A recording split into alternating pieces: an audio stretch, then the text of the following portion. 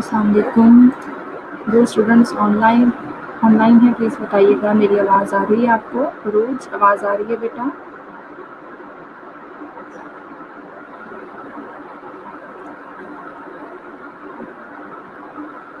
वालेकुम अस्सलाम निसा, प्लीज़ मुझे बताइएगा बेटा आवाज़ आ रही है मेरी?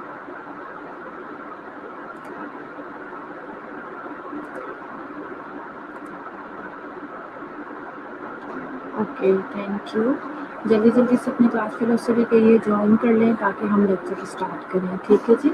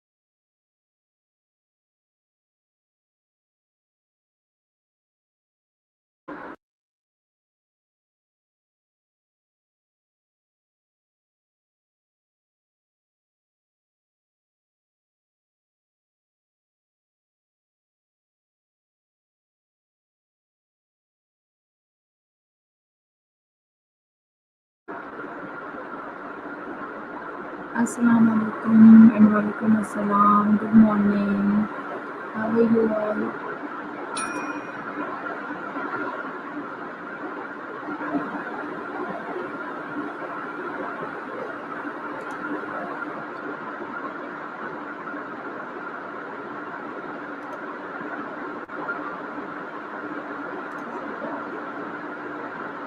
जी?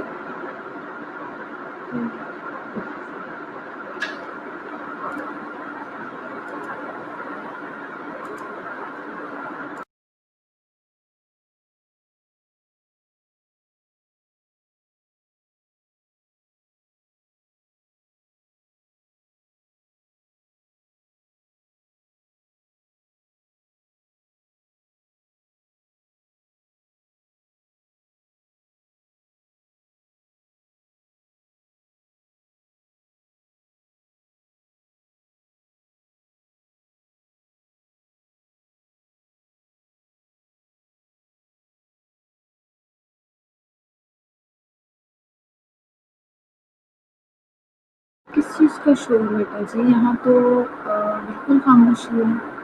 मैं बेहतर हूँ अरोज, थैंक यू। चलें जी, कितने स्टूडेंट्स हो गए हमारे पास? We have 23 students. जल्दी-जल्दी से जॉइन कर लीजिए, 2 से 3 मिनट और वेट करूँगी, उसके बाद हम अपना लेक्चर स्टार्ट करेंगे।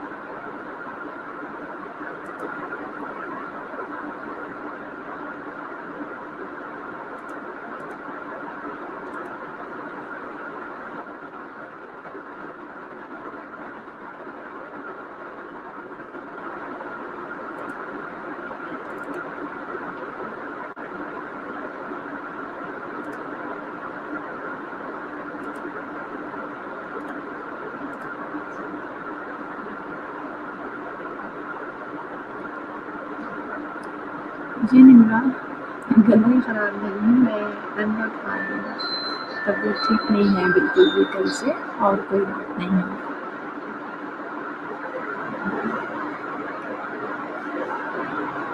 वालेकुम अस्सलाम रिता।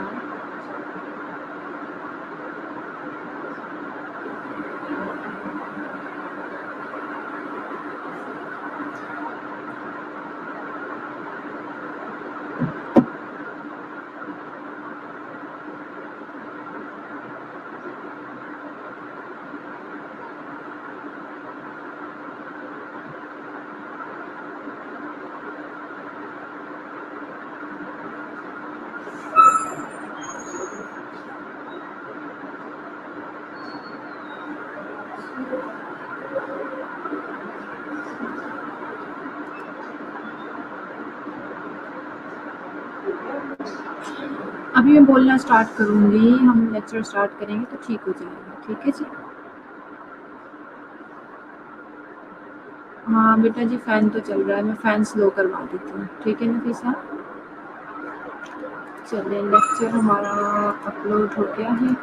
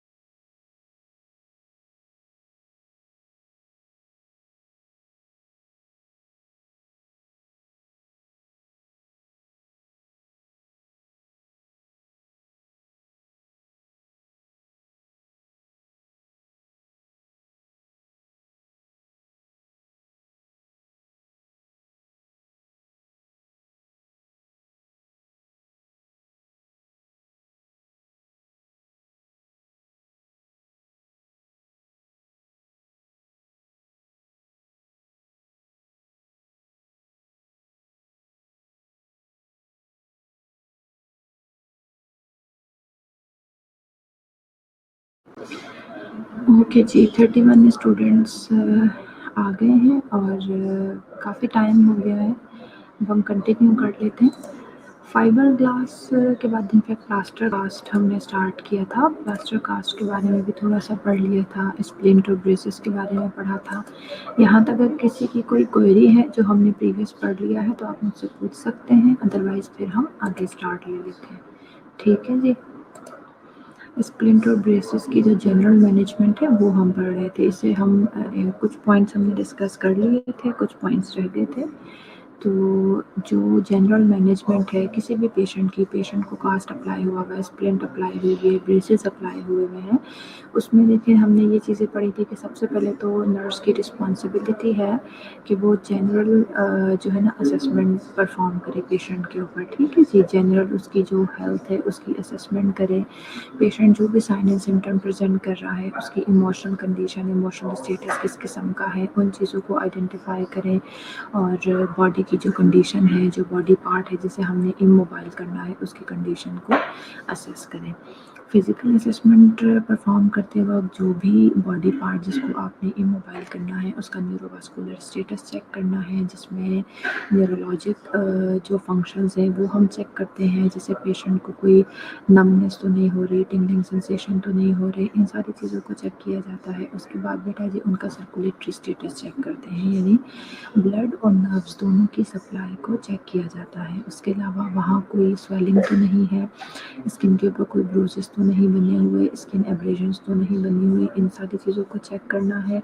इसके साथ साथ नर्स की ये रिस्पॉन्सिबिलिटी है कि जो भी पैथोलॉजिक कंडीशन पेशेंट के साथ चल रही है वो अपने पेशेंट को जो है उस पूरी पैथोलॉजिक कंडीशन के बारे में डिटेल में इंफॉर्मेशन प्रोवाइड करे। और जो भी पर्पस हैं, एक्सपेक्टेशंस हैं, आप यानी आप क्यों ये स्प्लिंट या ब्रेस या कास्ट पेशेंट को अप्लाई कर रहे हैं, पेशेंट से क्या आप एक्सपेक्ट कर रहे हैं कि आपके ट्रीटमेंट रिजीम में पेशेंट आपके साथ किस किस्म से बिहेव करे, ट्रीटमेंट रिजीम के साथ किस तरह से उसका बिहेवियर होना चाहिए। ठीक है जी। अगर ये सारी बातें आप अपने पेशेंट को पहले से बता देंगे तो आपका पेशेंट जो है वो ट्रीटमेंट के साथ अच्छे से कंप्लाइंट रहेगा। ठीक है जी। इसके अलावा जो भी आपने स्प्लिंट या ब्रेस या फिर कास्ट अप्लाई करनी है तो उससे रिलेटेड कुछ चीज़ों में आपको एंटिसिपेट होना पड़ेगा, यानी आपको पहले से पेशेंट को जो प्रेडिक्शंस हैं, जो चीज़ें, यानी इनफैक्ट प्रेडिक्शन का वर्ड तो नहीं यूज़ करना चाहिए, इनफैक्ट आपको ये बीइंग अ नर्स आपको ये सारी चीज़ें पहले से पता होंगी कि किस किस्म का पेशेंट को लुक आएगा, कौन सी साउंड्स आ सकती हैं, क्या सेंसेशन पेशेंट फील कर सकता है। तो ये सारी चीज़ें आपने अपने पेशेंट को पहले से बता देनी है। यानी अगर हम आपको ये अप्लाई करेंगे स्प्लिंट तो आप किस किस्म की साउंड आ सकती हैं, कैसी सेंसेशंस आ सकती हैं, ये चीज़ें आपने पहले से अपने पेशेंट को बता देनी है। ठीक है जी, जैसे हमने पढ़ा था ना एक्सोथर्मिक रिएक्शन होता है, जब हम कास्ट अप्लाई करते हैं तो हीट प्रोड्यूस होती है, वो सारी बातें आप अपने पेशेंट को पहले से बता दें। The patient needs to know what to expect during application and the reason the body part must be immobilised. Patient को ज़रूरत है, पेशेंट नीड्स टू नो, ये पेशेंट की ज़रूरत भी है और पेशेंट का राइट भी है कि आप जब आप अप्लाई कर रहे हो तो यानी कास्ट अप्लाई कर रहे हो, जो आप बॉडी पार्ट इमोबाइल कर रहे हैं उसका रीज़न आप अपने पेशेंट को पहले से बता दें और आप अपने पेशेंट से जो भी एक्सपेक्ट कर रहे हैं ड्यूरिंग ऑल प्रोसीजर वो आप पहले से अपने पेशेंट को सारी चीज़ें क्लियर कर दें। इसके अलावा जो पेन होता है बेटा, मस्कुलोस्केलेटल कंडीशन के डिफरेंट किस्म के पेन होते हैं, तो पेन को भी इवैल्यूएट करना है, पूछना है अपने पेशेंट से।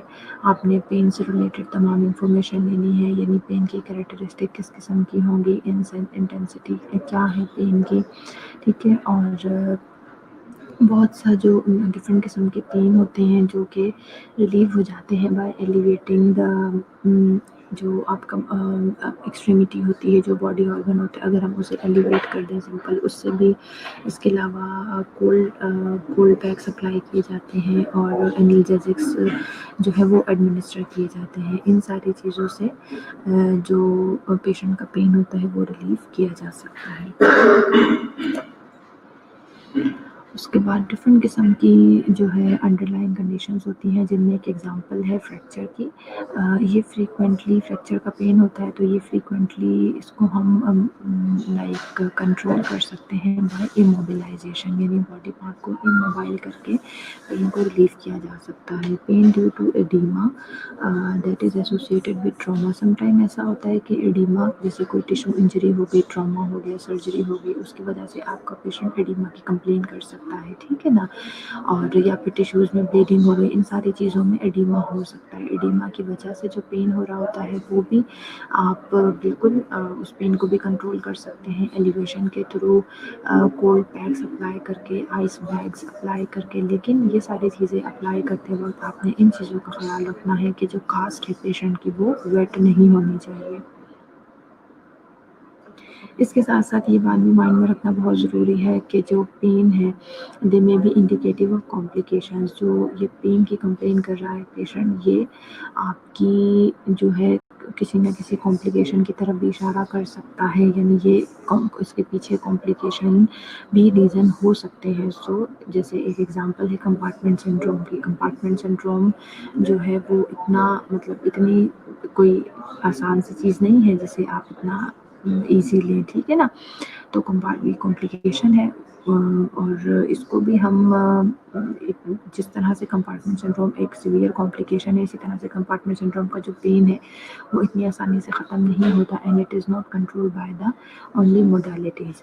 सीवियर जो बर्निंग पेन होता है और bony prominences specially the heels, anterior ankle. इसके अलावा अगर पेशेंट आपका कंप्लेन कर रहा है कि पेशेंट आपका अगर कंप्लेन कर रहा है कि आपको अगर बर्निंग की कंप्लेन कर रहा है, जैसे डिफरेंट बोनी प्रोमिनेंसेस है, उसके ऊपर आपका पेशेंट कंप्लेन करता है, हील के ऊपर, एंकल के ऊपर, एल्बोज के ऊपर, कि उसको वहाँ पे बर्निंग सेंसेशन फील हो रही है या इवन बर्निंग पेन फील हो रहा है, तो ऐसी सिचुएशन में ये रीज़न हो सकता है कि पेशेंट को प्रेशर अल्सर्स वहाँ पे डेवलप हो रहे हैं। तो ये सारी चीज़ें हमें आइडेंटिफाई करना बहुत ज़रूरी है। अगर हमने कोई ऐसी पेशेंट को, मैं बताया था ना स्प्रिंट्स के ऊपर हम डिफरेंट रैप्स भी अप्लाई करते हैं, तो अगर हमने ऐसी कोई चीज़ पेशेंट को अप्लाई की है, ऊपर से ड्रेसिंग अप्लाई की है, और अगर वो ड्रेसिंग बहुत ज़्यादा टाइट है, बहुत ज़्यादा टाइट अगर हमने ड्रेसिंग अप्लाई कर दी है, तो इसकी वजह से भी पेशेंट पेन की कंप्लेन कर सकता है। इसे भी हमें आइडेंटिफाई करना होगा। और अगर वहाँ पे अल्सरेशन बन जाती है, गॉड फॉरबिड इतनी ज़्यादा अल्सर वहाँ पे बन जाते हैं कि वो नर्व्स को इन्वॉल्व कर ले, तो फिर वहाँ पे पेन जो है वो डिक्रीज होना शुरू हो जाएगा। Discomfort due to pressure on the skin may be relieved by elevation that controls edema and by positioning that alters pressure। अच्छा, पेशेंट का डिस्कम्फर्ट है, अगर स्किन है, स्किन के ऊपर अगर प्रेशर बहुत ज़्यादा जनरेट हो रहा है किसी भी वजह से, अगर स्किन कॉम्प्रेस हो रही है और स्किन के ऊपर प्रेशर जनरेट हो रहा है, तो हम इस प्रेशर को रिलीव कर सकते हैं by elevating the body part. हम उस बॉडी पार्ट को एलिवेट करेंगे तो वहाँ पे एडिमा कम होगा, एडिमा कम होगा तो प्रेशर रिलीज होगा, प्रेशर रिलीज होगा तो पेशेंट का पेन कम हो सकता है। It may be necessary to modify the dressing. Some time हमें देखना पड़ता है कि हमने जो कास्ट अप्लाई की हुई है, क्या हमें कोई नई कास्ट अप्लाई करने की ज़रूरत है, या फिर जो हमने एक रैप अप्लाई किया हुआ है कास्ट के ऊपर, या हमने कोई भी किसी किस्म की ड्रेसिंग, इलास्टिक बैंडेज अप्लाई की हुई है, उसे चेक करने की ज़रूरत होती है, कहीं उसकी वजह से तो पेन नहीं हो रहा पेशेंट को। ठीक है जी। Every joint that is not immobilized should be exercised and moved to its range of motion to maintain function.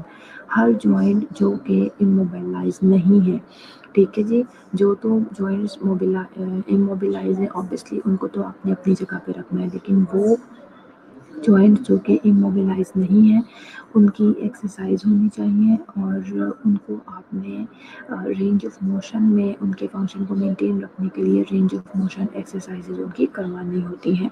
If the patient has a leg cast, brace और splint, the nurse encourages 2 exercises. For example, अगर patient की leg के ऊपर leg के ऊपर, टांग के ऊपर उसकी अगर कास्ट अप्लाई हुई भी है, तो हम अपने पेशेंट को इनकरेज करते हैं कि वो 2 एक्सरसाइजेज परफॉर्म करें, यानी लेटे लेटे उससे कहते हैं कि जो पाँव की फिंगर्स हैं उनको वो रिलैक्स करे, कॉन्ट्रैक्ट करे, रिलैक्स करे, कॉन्ट्रैक्ट करे, इस तरह से उसे हम 2 एक्सरसाइजेज परफॉर्म करवाते हैं।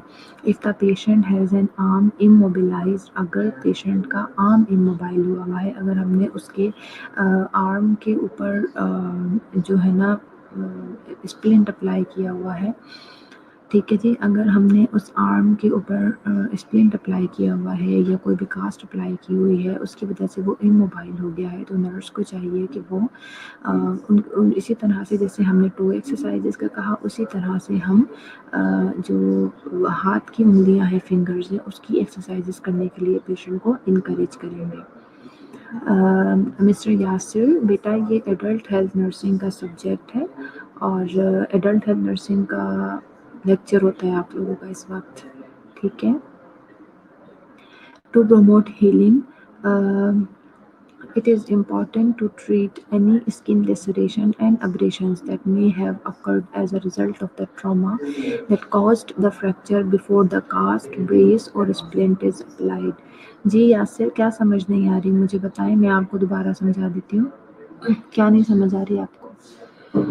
अच्छा, हीलिंग को प्रमोट करने के लिए बहुत ज़रूरी है कि कोई भी स्किन के ऊपर अगर लेसरेशन बनी है, स्किन किसी भी तरह से डैमेज हुई है, कोई अब्रेशन बन गया है स्किन के ऊपर, that may have occurred as a result of the trauma, यानी किसी भी ट्रॉमा की वजह से अगर वहाँ पे स्किन ब्रेक डाउन हो गया है, स्किन लेसरेशन बन गई है, एब्रेशन बन गई हैं, या फिर जैसे फ्रैक्चर हुआ होता है, ठीक है ना, हम कास्ट अप्लाई करने से पहले देख लेते हैं, तो पहले हमें उस स्किन को जो भी ट्रॉमा की वजह से स्किन डैमेज हुई है, पहले हमें उसे ट्रीट करना होगा, और उसके बाद हम उसके ऊपर जो कास्ट है, ब्रेस है या स्प्लिंट है, उसे अप्लाई कर सकते हैं।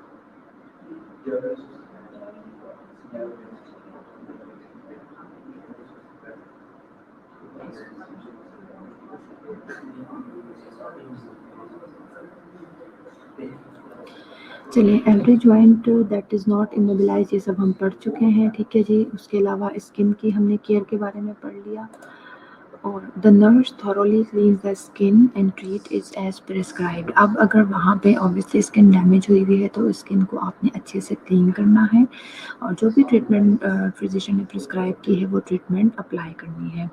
The patient may require a tetanus booster if the wound is dirty and if the last known booster was administered more than 5 years ago। अगर पेशेंट को टेटनस बूस्टर लगाना पड़ सकता है हमें अगर वूंड डर्टी है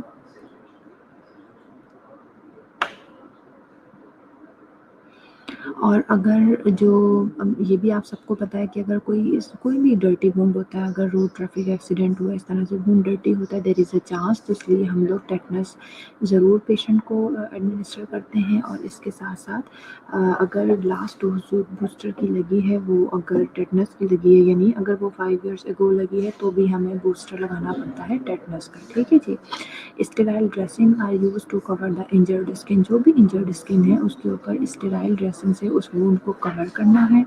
if the skin wounds are extensive, अगर तो स्किन का जो वूंड है वो बहुत ज़्यादा एक्सटेंसिव है, बहुत बड़ा वूंड है, तो ऑल्टरनेटिव मेथड इस्तेमाल किया जाता है यानी एक्सटर्नल फिक्सेटर इस्तेमाल किए जाते हैं इमोबिलाइज करने के लिए बॉडी पार्ट को। देखिए अंडरस्टूड सी बात है बेटा कि अगर तो छोटा मोटा स्किन एब्रेशन है, स्किन लसेरेशन है, आपने उसकी प्रॉपर उसकी क्लीनिंग करके उसको ड्रेसिंग अप्लाई करके आपने उसके ऊपर कास्ट अप्लाई कर देना है। लेकिन अगर कोई बहुत बड़ा जो है स्किन का वूंड होगा, ऑब्वियसली अगर स्किन आपकी ज़्यादा ओपन होगी, ज़्यादा बड़ा स्किन का वूंड होगा, एक्सटेंसिव होगा, तो उसका ऑल्टरनेट मेथड ही हमें देखना पड़ेगा ना। यानी हमने अब बड़ा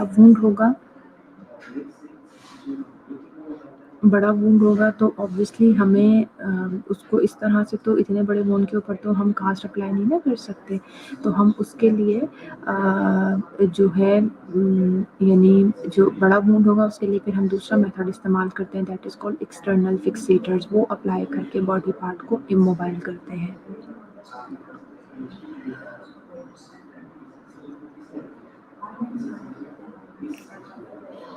बेटा जी ठीक है, ओके। 2-3 स्टूडेंट्स को इशू हो रहा है तो ऑब्वियसली बेटा ये आपका इंटरनेट इशू है, मैं इसमें कुछ नहीं कर सकती। ठीक है जी। चलिए, while the cast is on, the nurse observed the patient for systemic signs of infection। जब कास्ट अप्लाई की हुई है पेशेंट को तो ये नर्स की रिस्पॉन्सिबिलिटी है। देखिए ये सारी चीज़ें जो मैं आपको पढ़ा रही हूँ ये बेसिकली आपकी एडल्ट हेल्थ नर्सिंग का जो फोकस है, मैंने आपको बताया कि एनाटमी फिजियोलॉजी भी हमने पढ़ी, हमने साथ साथ हेल्थ असेसमेंट भी पढ़ा, लेकिन जो मोस्ट इम्पॉर्टेंट चीज़ है जो सबसे ज़्यादा हमारी एडल्ट हेल्थ नर्सिंग का फोकस है वो यही है कि हमने जो नर्सिंग केयर है या इवन मेडिकल मैनेजमेंट है और स्पेशली नर्सिंग केयर है उसको हमने फोकस करना है। तो यहाँ पे भी मैं आपको अभी जनरल मैनेजमेंट ही बता रही हूँ, नर्सिंग मैनेजमेंट बता रही हूँ। ये बहुत इंपॉर्टेंट है आप सबके लिए, एग्जामिनेशन पॉइंट ऑफ व्यू से बहुत इंपॉर्टेंट है। ये आपको किसी भी तरह से क्वेश्चन किया जा सकता है, कास्ट के लिए, ब्रेस के लिए, स्टूडेंट के लिए, तो इन चीज़ों को आपको अंडरस्टैंड करके पढ़ना बहुत ज़रूरी है। सो हम ये पढ़ रहे थे कि अगर कास्ट हमने अप्लाई की हुई है तो ये नर्स की रिस्पॉन्सिबिलिटी है कि वो पेशेंट को ऑब्जर्व करे सिस्टेमिक साइंस ऑफ इन्फेक्शन के लिए, यानी इन्फेक्शन का किसी भी किस्म के कोई साइंस हो सकते हैं पेशेंट को, उसके लिए ऑब्जर्व करे। यानी कास्ट से कोई ओडोर्स तो नहीं आ रही, स्मेल तो नहीं आ रही, ठीक है जी। ब्रेस या स्प्लिंट जो भी अप्लाई हुआ है उससे किसी किस्म की ओडोर तो नहीं आ रही। Purulent drainage staining the cast, कहीं ऐसा तो नहीं कि किसी किस्म का ड्रेनेज उस जो आपने कास्ट अप्लाई की हुई है वहाँ से कुछ ड्रेनेज निकल रहा हो और वो कास्ट को जो है वो ख़राब कर रहा हो। It is important to notify the physician if any of these अगर, अगर इसमें से कुछ भी हो रहा है, कोई ओडोर आ रही है, स्मेल है या फिर जो कास्ट है उसमें से कुछ ड्रेन कर रहा है, तो ये बहुत ज़रूरी है हमारे लिए कि हम अपने फिजिशियन को फौरी तौर पर इन्फॉर्म करें। और वही अगेन नर्स ने मॉनिटर करना है ब्लड सर्कुलेशन और नर्व्स की सप्लाई दोनों को, पेशेंट को जो बॉडी पार्ट इमोबाइल है उसके अलावा मोशन, बाकी जो बॉडी पार्ट्स हैं उनकी रेंज ऑफ मोशन एक्सरसाइजेस करवानी है। जो अफेक्टेड एक्सट्रीमिटी है, जो डैमेज एक्सट्रीमिटी है, वहाँ पे आपने सेंसेशंस चेक करनी है कि सेंसेशंस हो रही हैं या के सेंसेशंस आ रही हैं या नहीं आ रही हैं। ठीक है जी। एंड असेसिंग द फिंगर और toes of the affected extremity. इसी तरह से जो आपकी अफेक्टेड एक्सट्रीमिटी होगी उसकी फिंगर्स को और टोज को आपने असेस करना है और कंपेयर करना है उसे अपोजिट एक्सट्रीमिटी के साथ। ठीक है जी, ये भी बहुत ज़रूरी है। आपने यानी आपने अफेक्टेड और अनअफेक्टेड दोनों जो आपके बॉडी पार्ट्स होंगे, जो आपके अफेक्टेड और अनअफेक्टेड एक्सट्रीमिटीज़ होंगी, उन दोनों को आपने कंपेयर करना है, कंपेयर करके चेक करना है।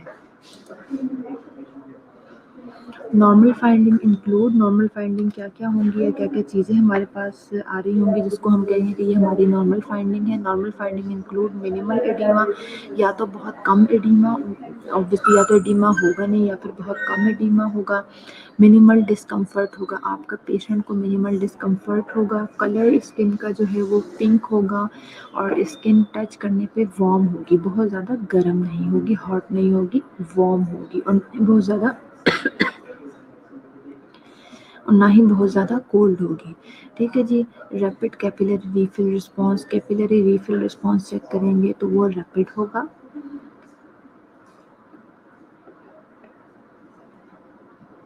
जो सेंसेशंस हैं वो नॉर्मल होंगी एंड यानी वहाँ पे नॉर्मल कोई पेशेंट आपको कोई कंप्लेन नहीं करेगा कि जी मुझे बर्निंग सेंसेशन हो रही है, टिंगलिंग सेंसेशन हो रही है, इस तरह की कोई कंप्लेन नहीं करेगा। And ability to exercise fingers और टोज, और patient will be able to exercise his or her fingers or toes। ठीक है जी। The nurse encourages the patient to move all fingers or toes early when awake to stimulate circulation। इसी तरह से जब patient जाग रहा है तो नर्स पेशेंट को बिल्कुल उसे एडवाइस करेगी कि उसने अपनी फिंगर्स की और टोज की एक्सरसाइज परफॉर्म करनी है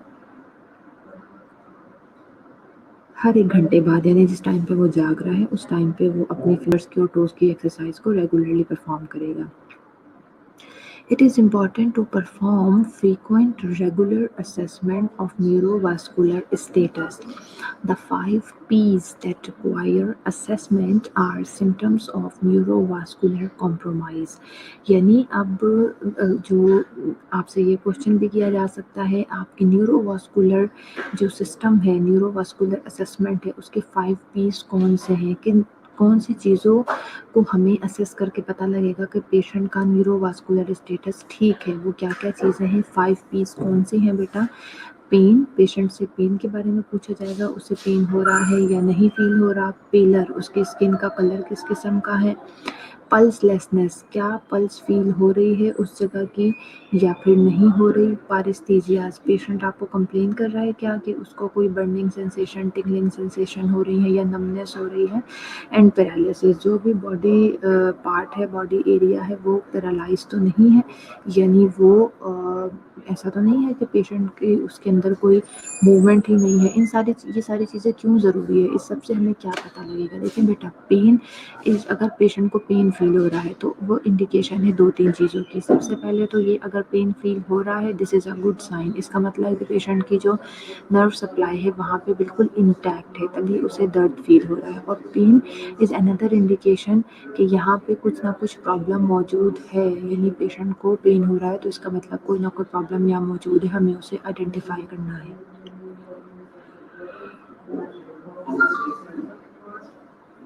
उसके बाद पेलर, अब स्किन का कलर देखना है, यानी अगर तो स्किन पिंक होगी इट मीन्स कि वहाँ पे अच्छी ब्लड सप्लाई आ रही है, लेकिन अगर स्किन वहाँ पे पेलर होगी तो इस बात का ये मतलब होगा कि अच्छी ब्लड सप्लाई वहाँ पे नहीं आ रही। हमें देखने की ज़रूरत है कि कहीं ब्लड सर्कुलेशन तो कॉम्प्रोमाइज़ नहीं हो रही। इसी तरह से पल्सलेसनेस है, पल्स किस चीज़ से जनरेट होती है? पल्स ज़ाहिर है एक जो ब्लड का प्रेशर होता है विद इन द वेसल्स, उसी से जनरेट होती है ना। अगर वहाँ पे पल्स फील हो रही है तो this is a good sign. अगर पल्स फील नहीं हो रही तो हमें देखना पड़ेगा कि यहाँ पे ब्लड की सर्कुलेशन इंटैक्ट नहीं है। इसी तरह से पारेस्थीजियाज है,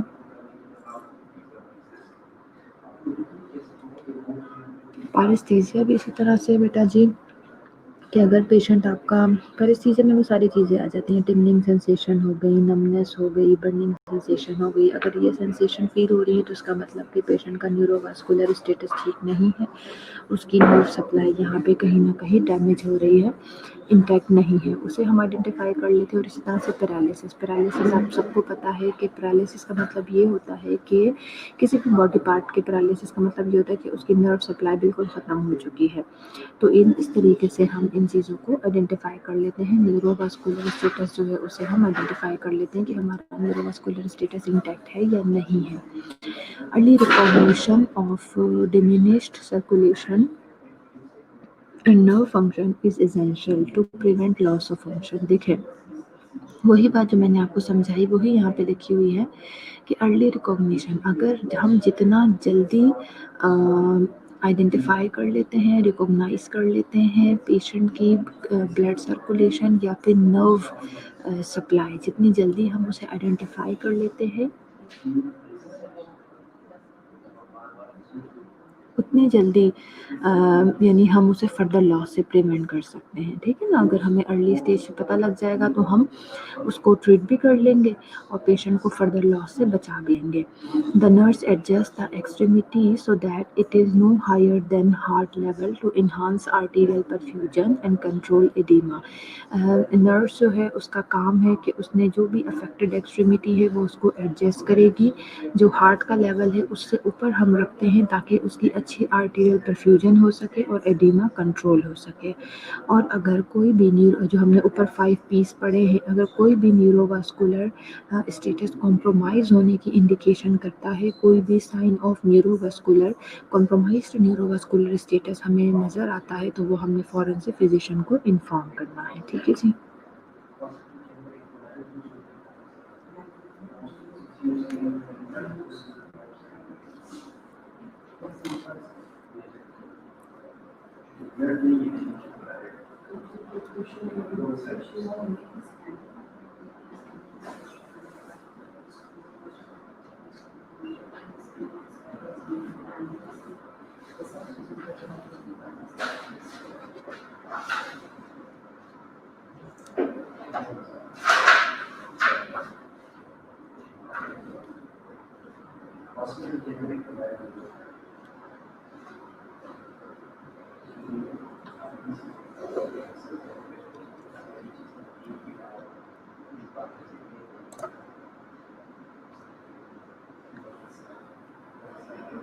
यहाँ तक सारी चीज़ें क्लियर हो गई हैं। किसी स्टूडेंट का कोई क्वेश्चन है, कोई क्वेरी है तो मुझसे पूछ लीजिए।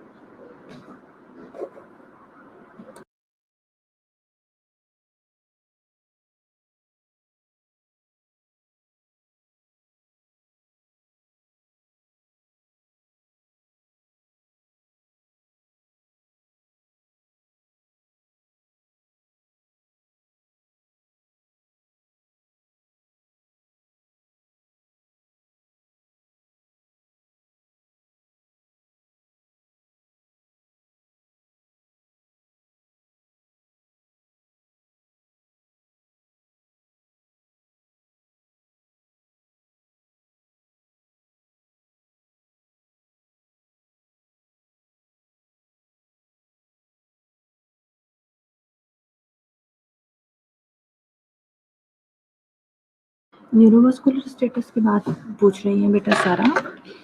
मैंने आपको ये बताया कि जो 5 पीज़ हैं, ठीक है ना, 5 पीज़ में हम असेसमेंट कर रहे होते हैं न्यूरोवास्कुलर स्टेटस की।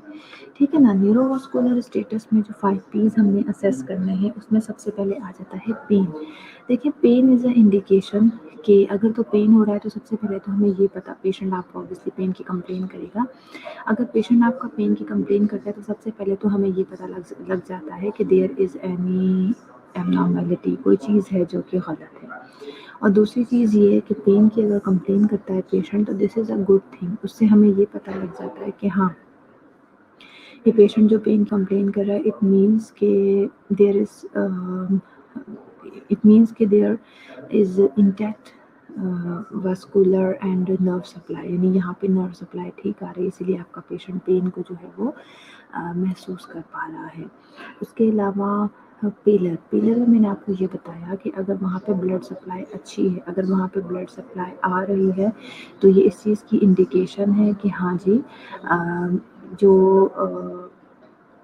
ये यहाँ पे इंडिकेशन है इस चीज़ के पेशेंट को ब्लड सप्लाई बिल्कुल ठीक है। अगर वो स्किन पेल होगी, इसका मतलब कि ब्लड सप्लाई ठीक नहीं है, और अगर वो स्किन का एरिया पिंक होगा, इट मीन ब्लड सप्लाई वहाँ पे ठीक है।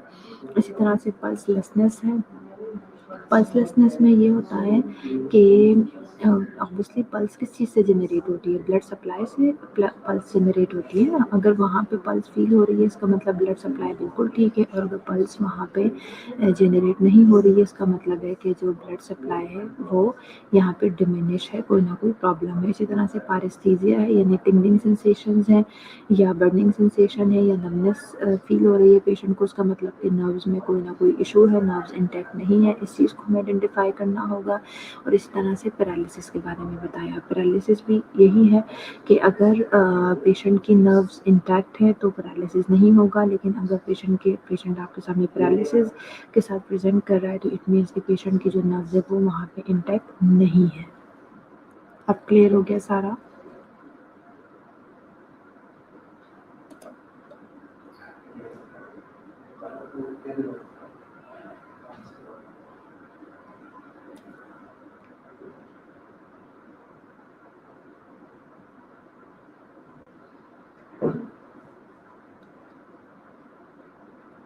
चलिए अब हम देख लेते हैं monitoring and managing potential complications. जो इसकी वजह से पोटेंशियल कॉम्प्लिकेशंस हो सकती हैं, सबसे पहले हमें उन्हें मॉनिटर भी करना है, यानी हमें पता लगना चाहिए कि पेशेंट को क्या क्या पोटेंशियल कॉम्प्लिकेशंस हो रही हैं और हमें उसे किस तरह से मैनेज करना है। सबसे पहले आ जाता है कंपार्टमेंट सिंड्रोम। कंपार्टमेंट सिंड्रोम क्या होता है? Oedema is a natural response of the tissues to trauma. ये हम सबको पता है कि किसी भी किस्म का ट्रॉमा होता है, इंजरी होती है, तो उसका ये एक नेचुरल रिस्पॉन्स है कि उसके रिस्पॉन्स में एडिमा होता है। द पेशेंट में complain that the cast, brace और splint is too tight. Patient आपको कंप्लेन कर सकता है, आपको बता सकता है कि उसको आपने जो कास्ट अप्लाई की गई है, ब्रेस या स्प्लिंट लगाया गया है, वो बहुत ज़्यादा टाइट है। वास्कुलर इनसफिशिएंसी इन नर्व कंप्रेशन, यानी वो इतनी ज़्यादा टाइट हो सकती है बेटा कि वहाँ की जो ब्लड की सप्लाई है, ब्लड सप्लाई और नर्व्स की जो सप्लाई है, due to unrelieved swelling can result in compartment syndrome. वो इतनी ज़्यादा टाइट है कि वहाँ पे नर्व्स भी कंप्रेस होना शुरू हो गई हैं और ब्लड की जो सप्लाई है वो भी वहाँ पे रुकना शुरू हो गई है। और फर्दर साथ में ज़ाहिर है एडिमा भी हुआ होता है, स्वेलिंग हो जाती है उसकी। This is the situation that is called compartment syndrome.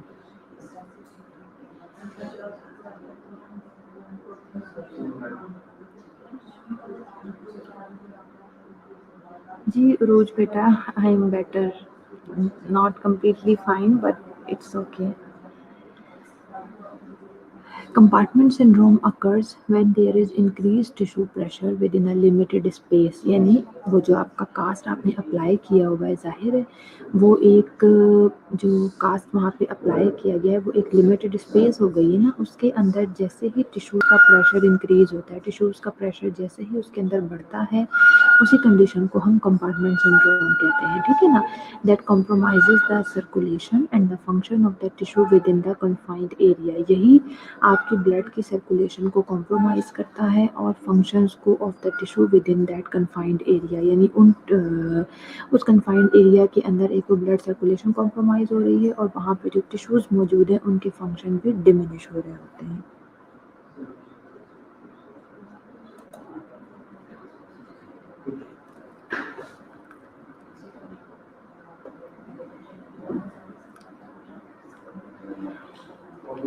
To relieve the pressure, अब ज़ाहिर है सिर्फ़ और सिर्फ़ उसको मैनेज आपने सिर्फ़ और सिर्फ़ आइडेंटिफ़ाई तो नहीं ना करना, उसको मैनेज भी करना है, तो हमें उसकी मैनेजमेंट भी ज़रूर देखनी होगी टू रिलीव द प्रेशर। उस प्रेशर को अब वहाँ प्रेशर जो जनरेट हो गया उसको रिलीव करने के लिए द कास्ट मस्ट बी बाईवेल्ड। जो कास्ट हमने अप्लाई की होती है उसको लॉन्गिट्यूडनली यानी लाइन में हम उसे दरमियान में से हाफ कट कर देते हैं, ठीक है, वाइल मेंटेनिंग अलाइनमेंट। उससे क्या होता है जब हम लॉन्गिट्यूडनली उसको कट करते हैं तो जो उसकी अलाइनमेंट होती है यानी वो अपनी जगह पे जो है वो मेंटेन रहता है, अलाइनमेंट को अपनी जगह पे मेंटेन रखता है। And the extremity must be elevated no higher than heart level to ensure arterial perfusion. और जो एक्सट्रीमिटी होती है it must be elevated heart level no higher than heart level to ensure arterial perfusion। उसको heart level तक हम extremity को ऊपर रखते हैं, हार्ट लेवल से बहुत ज़्यादा ऊपर नहीं लेके जाते, ठीक है जी। If pressure is not relieved and circulation is not restored a fasciotomy may be necessary to relieve the pressure within the muscle compartment। अगर तो हमने जैसे ये कट किया उससे प्रेशर रिलीज़ हो गया, चीज़ें ठीक हो गई, ओके वेल गुड। लेकिन सम टाइम ऐसा भी होता है कि इसको कट करने से भी जो प्रेशर होता है वो रिलीफ नहीं होता, सर्कुलेशन ब्लड की जो सर्कुलेशन है वो रिस्टोर नहीं होती। तो ऐसी कंडीशन में फैशियोटोमी परफॉर्म की जाती है, ठीक है जी। फैशियोटोमी परफॉर्म की जाती है ताकि हम प्रेशर को वो जो एक मसल्स का कंपार्टमेंट बन गया उसके अंदर से प्रेशर को रिलीव कर दें। The nurse closely monitored the patient's response to conservative and surgical management of compartment syndrome। अब ये नर्स की रिस्पॉन्सिबिलिटी है कि उसने जो भी डॉक्टर प्रेस्क्राइब करता है कंजर्वेटिव मैनेजमेंट दे रहा है या फिर सर्जिकल मैनेजमेंट की बात हो रही है, ये नर्स की रिस्पॉन्सिबिलिटी है कि वो पेशेंट का रिस्पॉन्स यानी उसको वेदर सर्जिकल मैनेजमेंट की गई या कंजर्वेटिव मैनेजमेंट की गई है उसका पेशेंट की तरफ से क्या रिस्पॉन्स आया है, वो कंपार्टमेंट सिंड्रोम ठीक हुआ नहीं हुआ, पेशेंट आपके पास किस किस्म की चीज़ों के साथ प्रेजेंट कर रहा है, वो सारे रिस्पॉन्सेज नर्स ने मॉनिटर करने हैं। The nurse records neurovascular responses and promptly report changes to the physician। फिर नर्स उसी तरह से मैं बताती हूँ फैशियोटोमी जो है बेटा आगे हम पढ़ेंगे डिटेल में, ठीक है ना। फैशियोटोमी सारा अरूज फैशियोटोमी डिटेल में पढ़ेंगे हम आगे। अब नर्स जो है यहाँ पे प्रॉपरली जो भी जैसे हमने परफॉर्म कर लिया, हमने जो सर्जिकल प्रोसीजर परफॉर्म किया या कंजर्वेटिव ट्रीटमेंट की है, वहाँ पे फिर से पेशेंट का न्यूरोवास्कुलर स्टेटस दोबारा से चेक करेंगे, न्यूरोवास्कुलर रिस्पॉन्सेस पेशेंट के चेक करेंगे और प्रॉपरली जो भी चेंजेस आई होंगी प्रॉपरली उन चेंजेस को हमने फिजिशियन की तरफ रिपोर्ट करना है, ठीक है ना।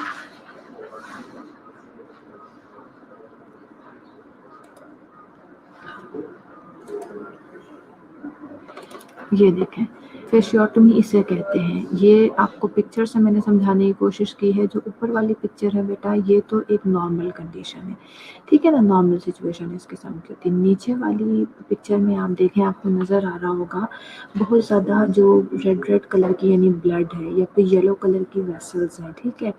ये बहुत ज़्यादा स्वेल हुई हुई है यहाँ पे। इसका रीज़न क्या है जो आपको अभी बताया था कि प्रेशर एग्जर्ट हो रहा है इनके ऊपर। प्रेशर एग्जर्ट होने की वजह से ही ये प्रेस होना शुरू हो जाती है, नर्व्स भी और ब्लड सप्लाई भी दोनों चीज़ें कॉम्प्रोमाइज़ होना शुरू हो जाती है। इसी सिचुएशन को हम कंपार्टमेंट सिंड्रोम कहते हैं। नीचे लिखा हुआ भी है देखें, swelling of muscles causing compression of nerves and blood vessels. जाहिर है वहाँ पे स्वेलिंग होते होते मसल्स की वो अपनी जगह लेना शुरू कर देते हैं और वहाँ की ब्लड की वेसल्स को और नर्व्स को कंप्रेस करना दबाना शुरू कर देते हैं। इसी सिचुएशन को हम कंपार्टमेंट सिंड्रोम कहते हैं। अब ये जो आपको नज़र आ रहा है लेग के ऊपर, अब इसकी फैशियोटोमी का यही मसला मतलब होता है कि फेशियल्स यानी मसल के जो फाइबर्स होते हैं उन्हें कट किया जाता है। ये एक सर्जिकल प्रोसीजर होता है जैसे हमें पिक्चर में नज़र आ रहा है। Two long incisions are made in the lower leg, one lateral to the tibia and one medial। जो मसल फाइबर्स हैं, जो मसल्स फेशियाँ हैं, उनको बेसिकली कट किया जाता है। इस तरह से क्या होता है कि जो मसल फाइबर्स होते हैं जिनमें ज़ाहिर है एक इतनी ज़्यादा स्पेस घेरी हुई होती है, इतना ज़्यादा स्वेलिंग की वजह से उन्होंने स्पेस वहाँ पे ऑक्यूपाई किया हुआ होता है, वो वहाँ से जो है प्रेशर वहाँ से रिलीफ होना शुरू हो जाता है। इसी प्रोसीजर को हम फैशियोटोमी कहते हैं, ठीक है जी। चलिए क्लास का भी टाइम हो गया हमारा 45 मिनट्स। मैं ज़रा पेन ले लूँ तो आपकी फिर हम अटेंडेंस स्टार्ट करते हैं। कोई क्वेरी है यहाँ तक किसी की तो मुझसे पूछ सकते हैं।